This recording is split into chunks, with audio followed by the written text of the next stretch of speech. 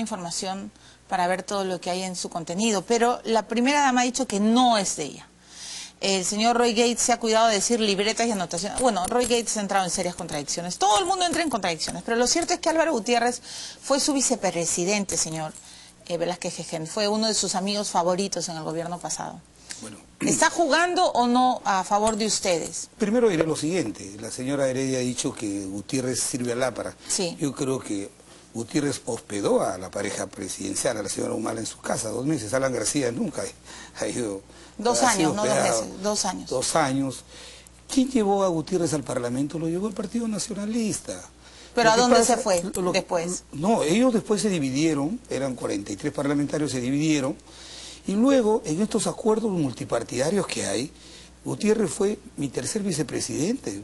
Fue tercer vicepresidente como ahora hay un acuerdo multipartidario en la mesa, pero eso no Pero no cuando fue su vicepresidente político. Votaba en bloque con ustedes, o sea, mira, era casi un aprista. No. Tú ves las votaciones y vas a ver que ha habido votaciones, unas en un sentido y otras en otro sentido.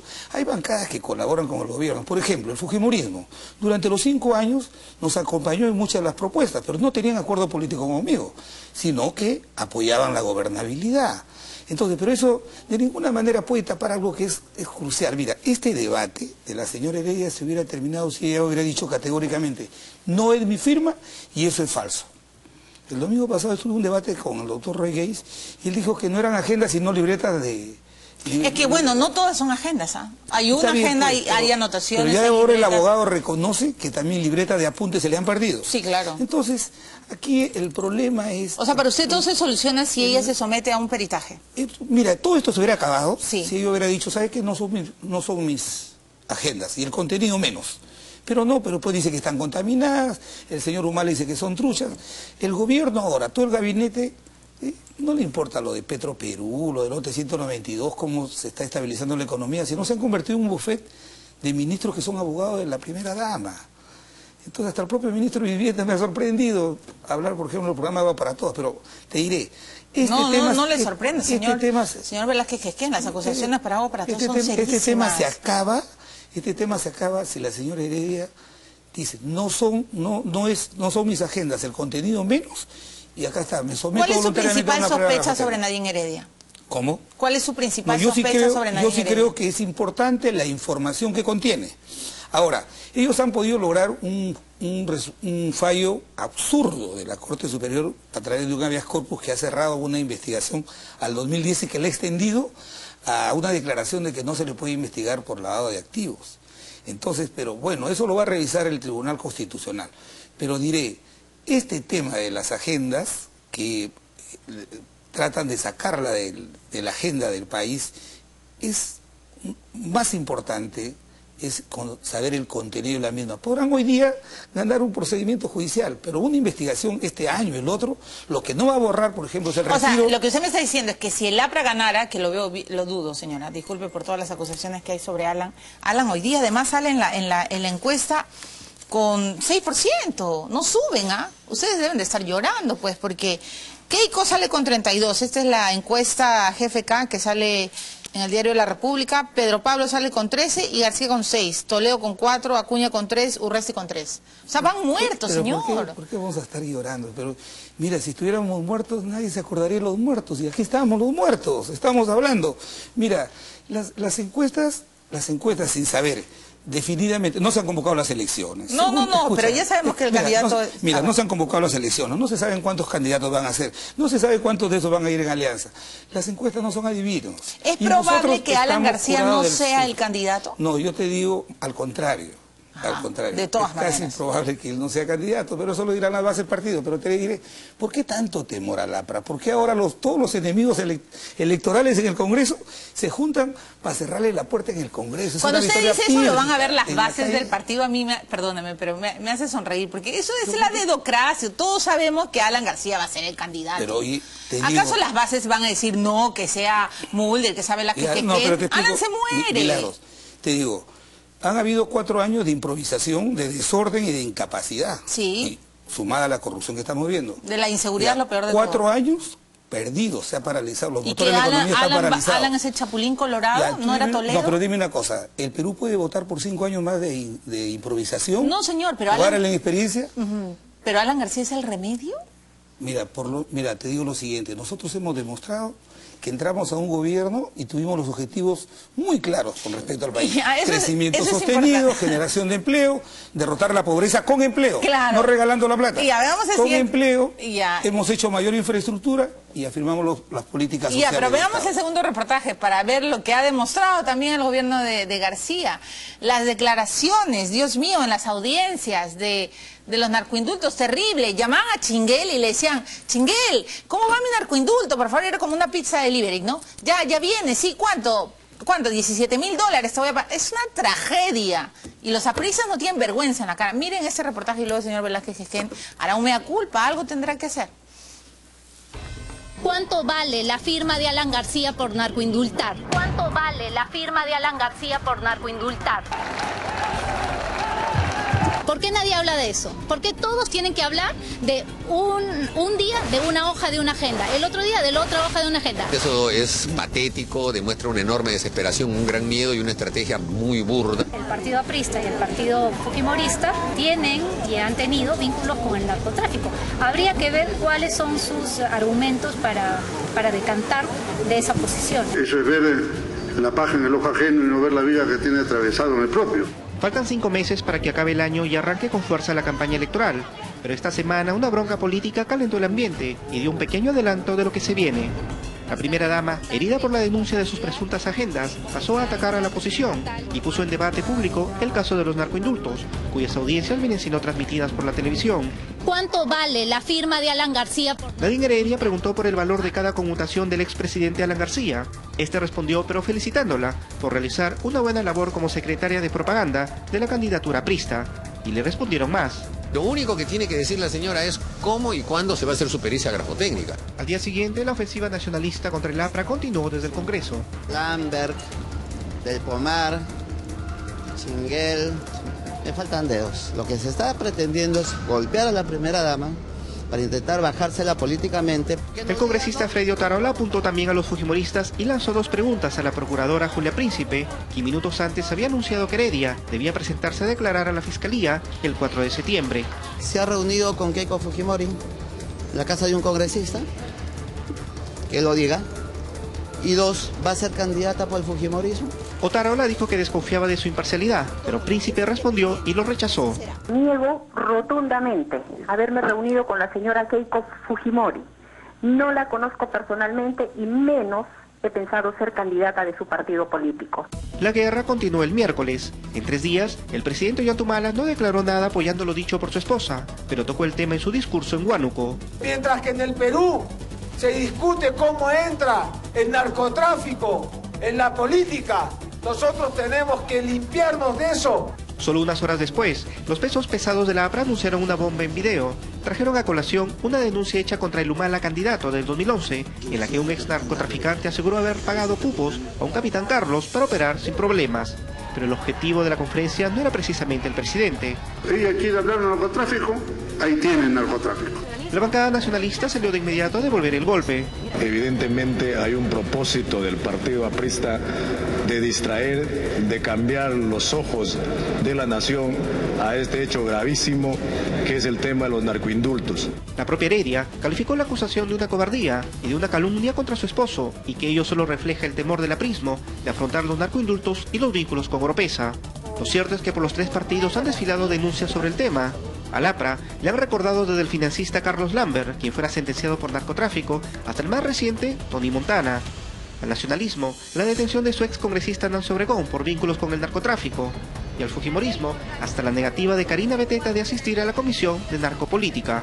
El accidentado debate del jueves, por los problemas en el lote 192 y las protestas en Loreto, apaciguaron la confrontación entre Nadine Heredia y el APRA. Pero será solo cuestión de días para que alguien prenda una nueva cerilla y termine por reavivar el fuego político. Narcoindultos y agua para todos. La señora Nadine Heredia ha dicho que es una cobardía lo que ustedes están haciendo, una cobardía política, ¿no? Pero no, yo acá El problema de las conmutaciones e indultos de estos funcionarios de tercer cuarto nivel que están siendo investigados, ahí está en el Poder Judicial. Nosotros apoyamos la investigación del Poder Judicial y que todo el peso de la ley caiga sobre los responsables. Chinguel va a ir 17 años preso. Escúchame lo siguiente, dicen que el delito de otros no hace inocente a uno, pero te quiero decir lo siguiente, se han robado 1.200.000 paquetes de pañales, ¿no?, en un ministerio. ¿Tú crees que podemos caer en la irresponsabilidad sin tener un vínculo, una conexión? Es decir, ¿el presidente Humala tiene la culpa? No, lo están usando electoralmente. Y te diré lo siguiente, de que, te repito, que tengan la valentía, porque el señor Humala guarda silencio, pero la señora Heredia, pues, que es la que maneja el país, que le instruya a su ministro de Justicia que proponga dejar sin efecto una conmutación o un indulto dado en el gobierno de Alan García si ha infringido la ley o la Constitución. Todo es parte de una estrategia. O sea, lo que usted está diciendo hoy día es que si Alan tanto... García lo quiere castigar el humalismo, porque Alan García impidió que el 2006 gobernara el desastre del chavismo en el país. Luego nos dimos cuenta rápidamente que querían ellos, ni bien entraron al gobierno, generar una continuidad a través de la señora Daniela. O sea, pero usted, Ollanta-Humala tiene sangre en el ojo, pero ustedes también, por la megacomisión. No, mira. Mire lo que ha pasado no, o sea, los narcoindultos no le da vergüenza, señor Velázquez. Al APRA siempre lo han investigado, obviamente porque hemos gobernado y tenemos casi 85 años en la vida política del Perú. Pero nos sometemos a las investigaciones, y que sean las investigaciones... Pero no le da vergüenza el tema de los narcoindultos, oye, o sea, después favor, de lo que he escuchado en las audiencias, de que Chinguel prácticamente hacía por delivery... Por supuesto que indigna, pero en un país, en una democracia, las responsabilidades penales son absolutamente individuales, no institucionales. ¿Usted cree que llegó a la firma de Pastor? Por ejemplo, o sea, en este medio y en otros han habido, en el pasado han habido, por ejemplo, gente que ha vendido la línea editorial en medio y esta organización que bueno, inclusive está un preso, sí, por eso, pero no le podemos echar la culpa a la institución. No, y todo el Perú sabe quién fue y quién no en el periodismo. Por eso nos lleva a una conclusión, que la responsabilidad individual es estrictamente a la persona. Ya, pero yo le quiero hacer en ese marco, ¿usted cree que Pastor tuvo que ver? No, que lo diga el juicio, por favor. Las especulaciones en un proceso judicial política no tienen nada que ver. Que lo digan las pruebas, los testimonios, y se determinará... ¿Chinguel va a ser el nuevo Mantilla del APRA? ¿Pero por qué? Por favor. Nosotros hemos apoyado la investigación, y si él ha cometido ilícitos penales, que todo el peso de la ley le cae. Bueno, 17 años le va a caer. Usted ha dicho, Nadine Heredia no se va a librar de la investigación, quizá no sea en este año, quizás sea en el próximo. ¿Quiere decir, señor Velázquez Jejen, que si el APRA llega a gobernar de nuevo, Nadine Heredia y Ollanta-Humala no se van a salvar de una recontramega comisión? No, le estoy preguntando. El Ministerio Público está haciendo su trabajo. En la eventualidad de que el APRA llegara al gobierno, lo más importante son los peruanos, un país... O sea, ¿ustedes no van a parar hasta meter a la cárcel a Nadine? No, por favor.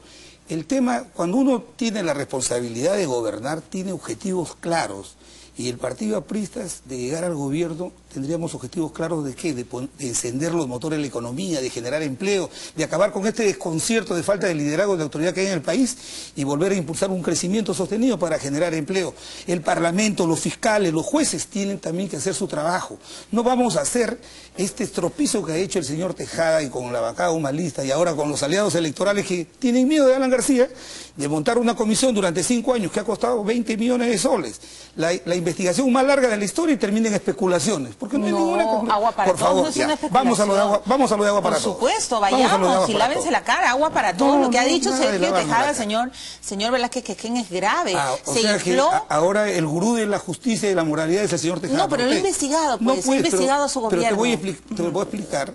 Mira, el 15 de diciembre del 2006, antes que se vaya el señor Toledo, el Congreso de la República aprueba una autógrafa de ley que contiene 2 cosas importantes. Primero, declara en emergencia el sector saneamiento. Sí.